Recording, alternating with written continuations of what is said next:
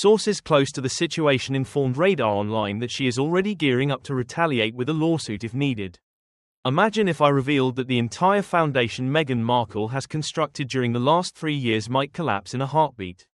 Consider that the meticulously crafted empire she has been refining out of the public eye is now facing a direct assault from one of the globe's most dominant institutions. Furthermore, what if I suggested that Prince William himself could be the mastermind behind this comprehensive dismantling operation? No one, and I seriously mean no one, anticipated this turn of events. Not the royal experts, not the admirers, and not even Meghan's harshest detractors. Just when you assumed the drama surrounding the Sussexes had hit its zenith, the United Kingdom Parliament seemingly entered the scene and effectively said, "Watch this." Prior to exploring this utter revelation, please ensure you click the subscribe icon and activate alerts because this narrative is evolving by the minute and you will not want to overlook subsequent events. Additionally, leave a remark down below asking whether you believe Parliament is correct to step in or if this constitutes an unjust assault on Meghan. I am eager to read your opinions right now, so let us examine what recently occurred and why it potentially ruins everything Meghan has been establishing. The perfect storm began brewing over the past 2 or 3 years when something intriguing started occurring with Meghan Markle.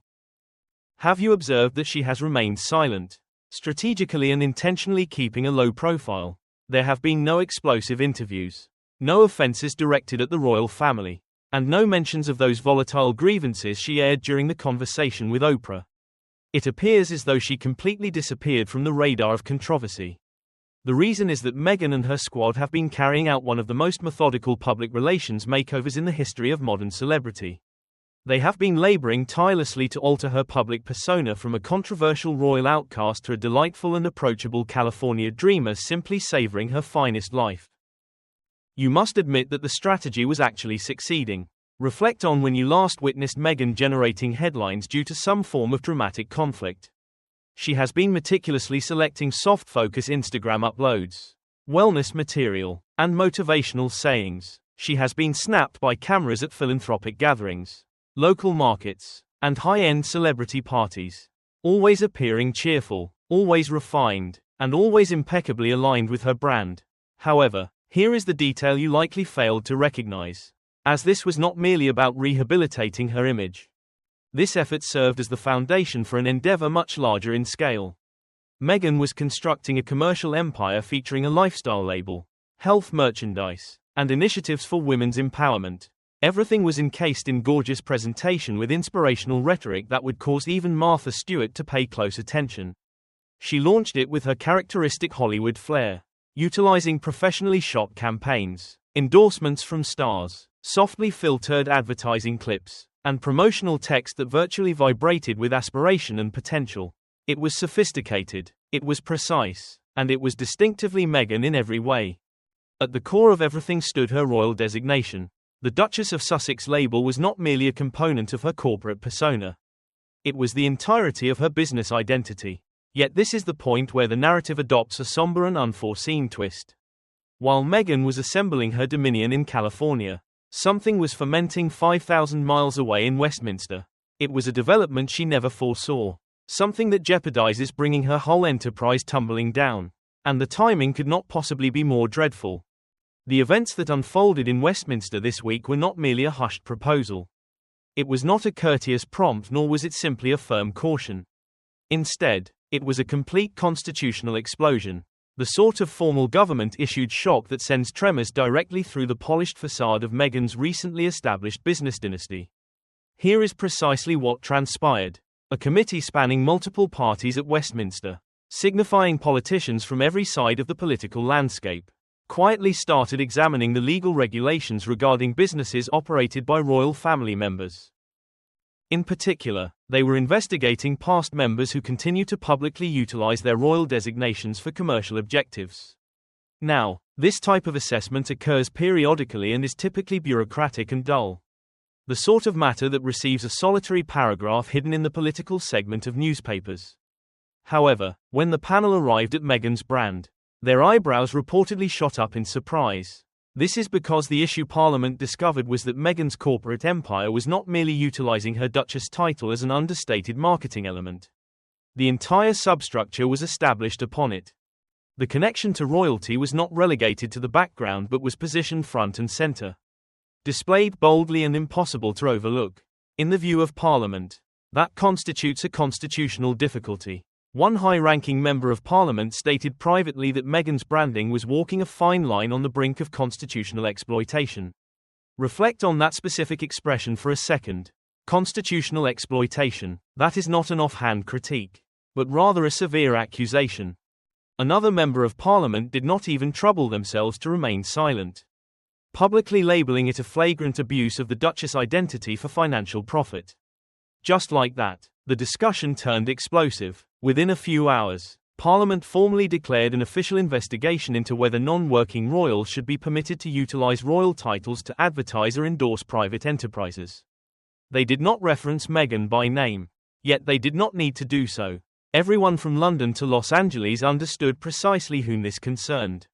Social media platforms erupted immediately. The tabloid newspapers ignited like pyrotechnics. Even American publications that had previously been supportive of Meghan leaped onto the story. It felt as though someone had dropped a burning match into a chamber saturated with gasoline. Now, here is the inquiry you must pose to yourself. Why is this happening now? And why, after 3 years of comparative quiet from Meghan, did Parliament abruptly resolve to take measures? Was this genuinely concerning the defense of constitutional integrity? Or was there an individual, perhaps someone extremely near to the throne, manipulating events from the shadows? We will address that shortly. But first, you must comprehend exactly what is at risk here. What Parliament is truly aiming at requires explanation. Allow me to deconstruct precisely what renders this parliamentary assessment so perilous for Meghan. Parliament is not merely discussing ambiguous rules or courteous recommendations. They are not handing out a minor reprimand. They are discussing tangible legal constraints, binding restrictions on how a duchess, particularly one residing abroad, can employ her royal style for commercial gain. In other words, they are targeting the very bedrock of her commercial empire. Consider what Meghan's brand actually vends. Indeed, there is lifestyle material, and certainly, there are messages about wellness and female empowerment. However, beneath all of those layers, what constitutes the genuine attraction? What distinguishes her from the thousands of other lifestyle influences flooding the marketplace? The Royal Association is the secret component. That is the magical powder that renders her brand unique. She is not simply another famous entrepreneur. She is a duchess. She is royalty, having married into the most renowned monarchy on the globe and resided within palaces. Remove that royal designation, and what remains? Just another lifestyle brand within an overly crowded industry. While the review is currently underway, leaks from insiders at Westminster have depicted the situation in stark and undeniable terms. The committee feels profoundly uneasy about the way Meghan has merged royal prestige with commercial endeavors. They view it as a perilous smudging of boundaries, one that jeopardizes not only the integrity of the monarchy but also the equity of UK commercial laws. Here is the portion that ought to frighten Meghan. They are designating this a priority review. The translation is that this is not some low-priority political task that will be forgotten in a committee. They demand action, they desire it quickly, and they wish to establish a precedent that will be applicable to all royals in the future. Meanwhile, 5,000 miles away in California, Meghan and her staff were reportedly taken by surprise. A source near her characterized the atmosphere inside her Montecito residence as intense. Frustrated, and profoundly offended, Meghan allegedly feels singled out and unfairly isolated. According to one insider, she feels sabotaged at the most critical instant of her business launch. Honestly, looking at it from her viewpoint, can you fault her? She withdrew from royal obligations, relocated to a different continent, and constructed a business from the ground up utilizing her own name and standing. Now, years later, the institution she abandoned is reaching across the Atlantic Ocean to possibly dismantle everything she has generated. However, this is where the narrative becomes even more intricate and contentious. We must discuss Prince William because multiple sources are now implying he may have played a major part in instigating this parliamentary review. According to insiders, William has reportedly been communicating with senior advisors regarding the necessity of scrutinizing Meghan's commercial empire. Why is this, you ask? Because he views it as a menace to the integrity of the monarchy and a potential precedent that could harm the institution for generations. Some sources assert that William personally telephoned advisors to guarantee that the matter of royal titles being used for financial gain would be thoroughly investigated. His reasoning, reportedly, is that all former working royals must comprehend their boundaries and duties. But is this truly concerning the protection of the monarchy? Or is it personal? Reflect on the history involved here. The tensions between William and Harry have been well recorded. The rift has only widened since Harry and Meghan departed the UK. And now, just as Meghan is initiating what could be her most prosperous venture yet, Parliament, with William's apparent approval, intervenes to potentially ruin it. Is it a coincidence? Or is that for you to decide? Palace insiders whisper that senior aides are silently delighted regarding this development. They reportedly regard it as a defensive maneuver for the monarchy and perhaps a nuanced reminder to Harry and Meghan concerning where they belong in the grand royal hierarchy. One source stated, and I quote, "This is about averting brand dilution and upholding constitutional borders. If Meghan wishes to be a businesswoman, she must do so without capitalizing on titles that appertain to the crown." However, Meghan's supporters view the situation very differently. They have hastened to her defense, labeling the parliamentary review as xenophobic, petty, and an intentional effort to undermine a successful woman of color who dared to step beyond the limits the monarchy established for her. The narrative is potent. Here is Meghan, a modern woman attempting to construct something significant on her own terms. And here is this centuries-old institution attempting to drag her back down and control her even from a different continent. Critics retaliated with equivalent force. This is not about Meghan. 1 megapixel declared during a late-night parliamentary Q&A session. This concerns protecting constitutional integrity and guaranteeing that royal titles are not commercialized for personal gain. That is when the debate truly erupted into the public sphere. By midweek, royal commentators and political analysts were openly debating what appeared unthinkable just days earlier. Could Parliament actually deprive Meghan of her Duchess title? The question sent shockwaves through both traditional news and social media. This is because if the review determines that Meghan's Duchess styling is fundamentally inconsistent with her business operations, she may be asked, politely or otherwise, to cease using it in commercial settings altogether. Let us be entirely honest about what that would signify. It would be devastating. Her brand is woven completely around the Duchess image. The royal connection is not a subtle undertone that could be quietly eliminated. It is a defining characteristic found in the logos, the marketing materials, the press releases, and the celebrity endorsements. It is literally everywhere. Removing it would necessitate a complete rebrand. A new name, new marketing, and a new identity. Everything would have to be reconstructed from scratch. And Meghan knows it. Insiders say she has spent the past 48 hours in intense crisis meetings. Her legal team is working around the clock drafting responses and preparing official statements. Her PR specialists are developing contingency plans for every conceivable outcome. However, here is where it gets interesting. Her advisors are reportedly divided down the middle regarding strategy. Some want to push back publicly and aggressively, framing this as discrimination, as an attack on a successful woman, and as proof that the monarchy will never modernize. Others desire a more diplomatic approach, working behind the scenes to negotiate quietly and find a compromise that permits her to keep some version of her branding without triggering further parliamentary action. A few are quietly whispering what nobody wants to say out loud. Maybe the Duchess styling should be phased out voluntarily before this becomes a legal battlefield she cannot win. But Meghan is not backing down. At least not yet. Those close to her say she is furious at the idea that a government she no longer represents, and a monarchy she detached herself from years ago, still has the power to dictate how she builds her business and her future. In her mind, this is about more than a business brand.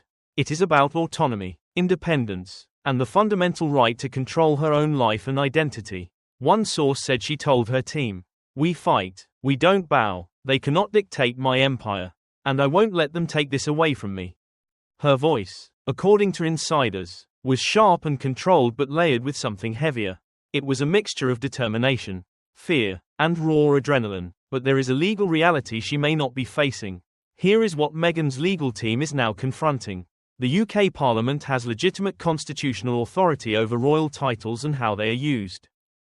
This is not some vague tradition or outdated custom, but actual law backed by centuries of precedent.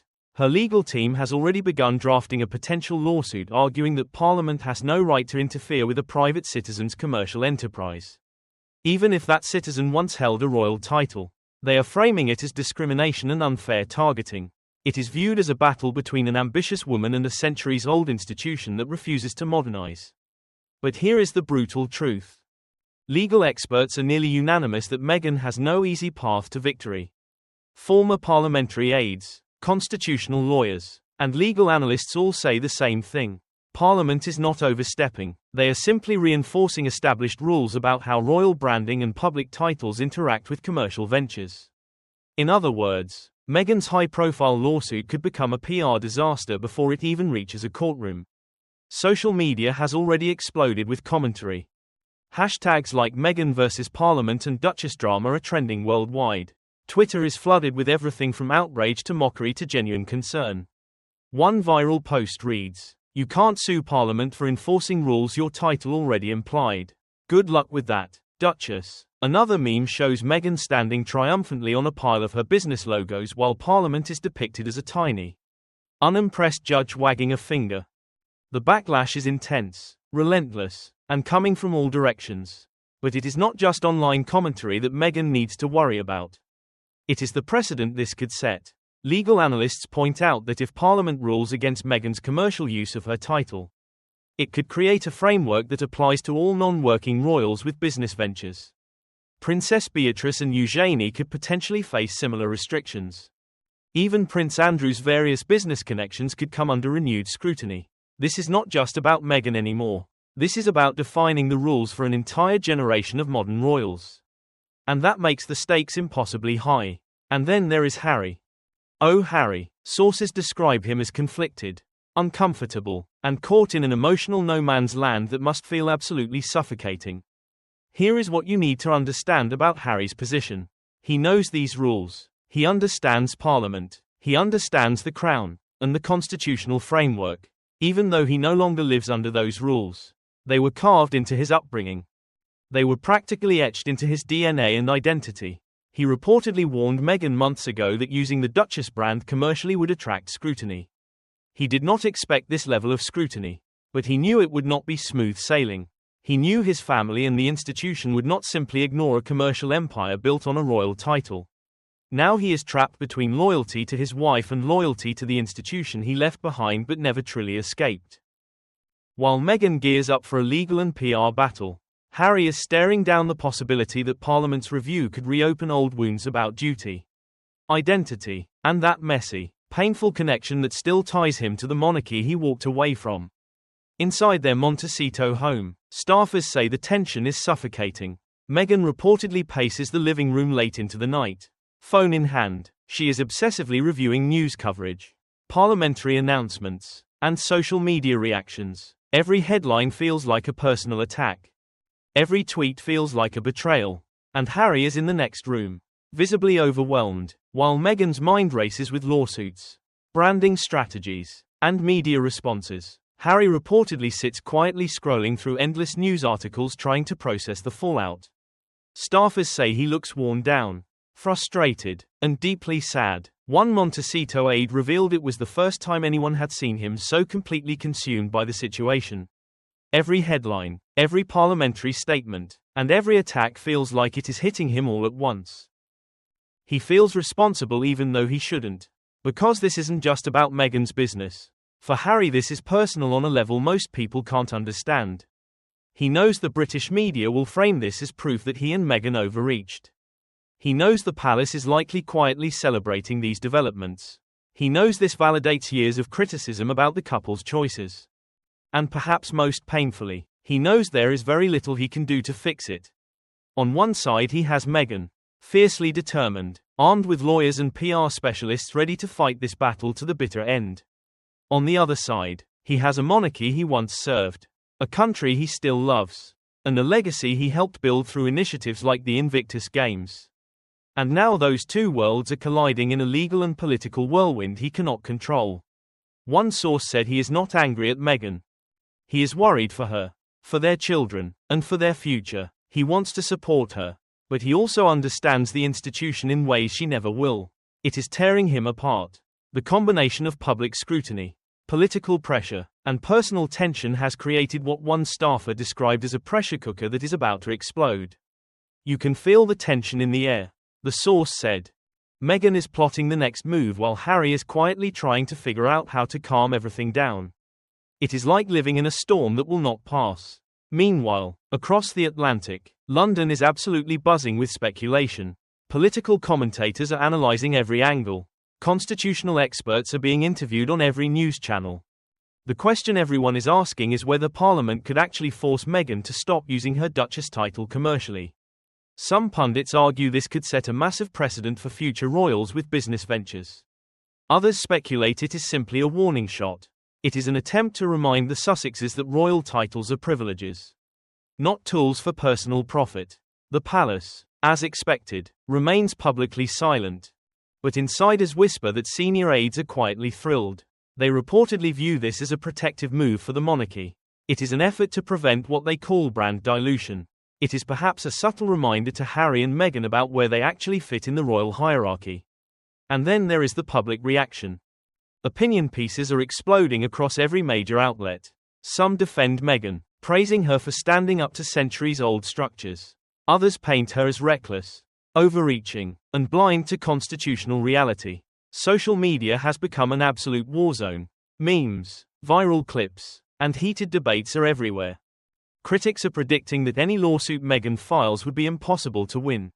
One prominent legal analyst tweeted, "You cannot sue Parliament over enforcing rules about royal titles. Not a chance, Duchess." Another posted a side-by-side comparison of Meghan's business empire logo and Parliament with the caption, "David versus Goliath." But Goliath has centuries of legal precedent and an army of constitutional lawyers. The backlash is intense, the scrutiny is relentless, and the Sussex camp reportedly feels the weight of every single opinion piece. They feel the weight of every viral tweet and every television debate. But Meghan is not backing down. Sources say Meghan called her advisors into an emergency video conference. Her voice was sharp and controlled but trembling with barely contained emotion. "We fight. We don't bow," she stated.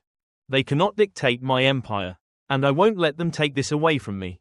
Her determination is absolute. Her resolve is unshakable. But the question remains, can she actually win this fight? Let us look at the reality.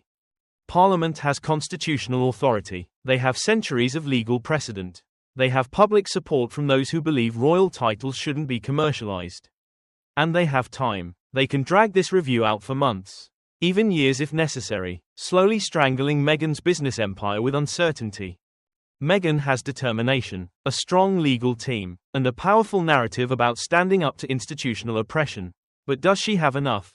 Legal briefs are being drafted, PR strategies are being overhauled, and media appearances are being planned. Every move is being carefully calculated. But beneath all the strategy and planning, there is a deeper emotional reality playing out in Montecito. Harry's quiet sadness is growing. Staffers report that he is withdrawn, spending hours alone reflecting, pacing, and scrolling through endless news coverage. The sheer magnitude of the situation seems to be crushing him. There is a heaviness to him. One aide revealed, it is not just about Meghan's fight. It is the media attention, the monarchy, public perception, and everything colliding at once. He wants to step in and fix it, but he knows there is a limit to what he can do. He is completely overwhelmed, and that is the human side of this story that no headline can fully capture. Beyond the legal arguments, constitutional debates, and parliamentary reviews, there are two people trying to navigate an impossible situation. Meghan sees this as a challenge to her autonomy, her success, and her fundamental right to build a life on her own terms.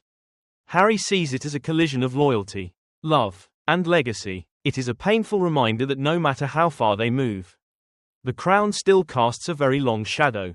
But there is another layer to this story that we haven't discussed yet. One that makes this parliamentary bombshell even more consequential. What about Archie and Lilibet?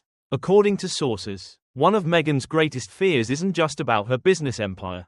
It is about what this means for her children's future.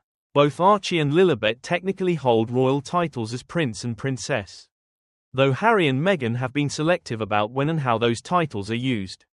But here is the terrifying question keeping Meghan up at night.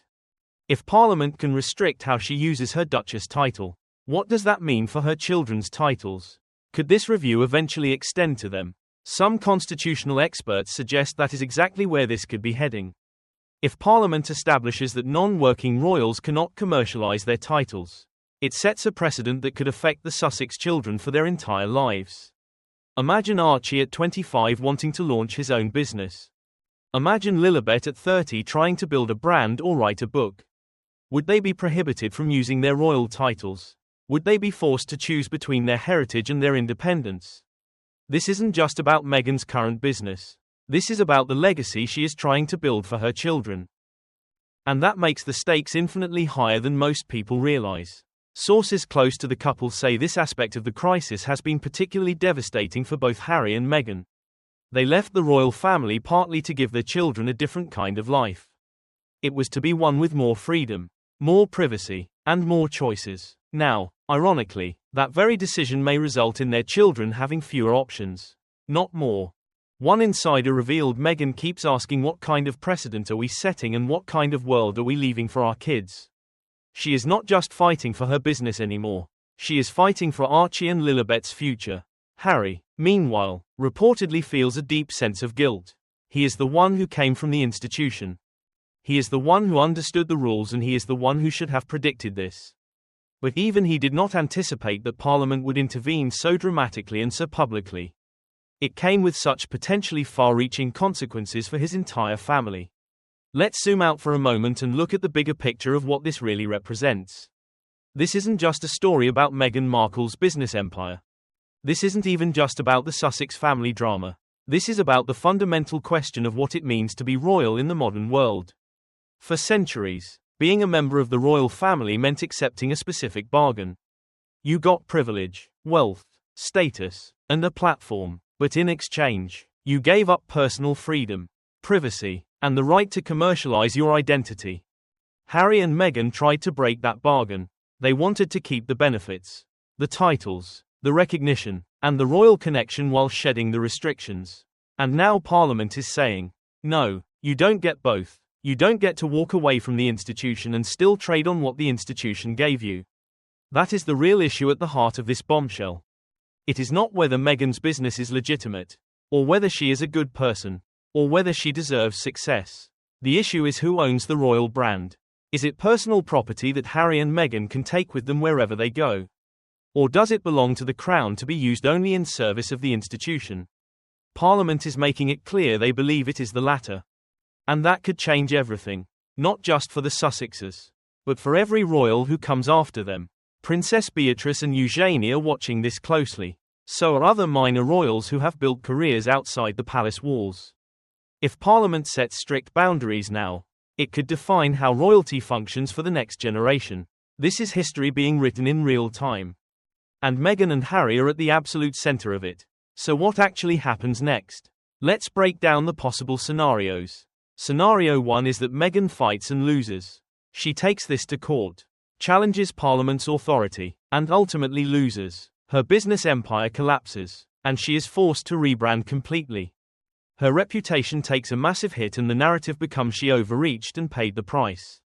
Scenario 2 is that Meghan negotiates behind closed doors. Her team works out a compromise with Westminster. Maybe she phases out the Duchess branding gradually. Maybe she keeps the title but agrees to specific restrictions.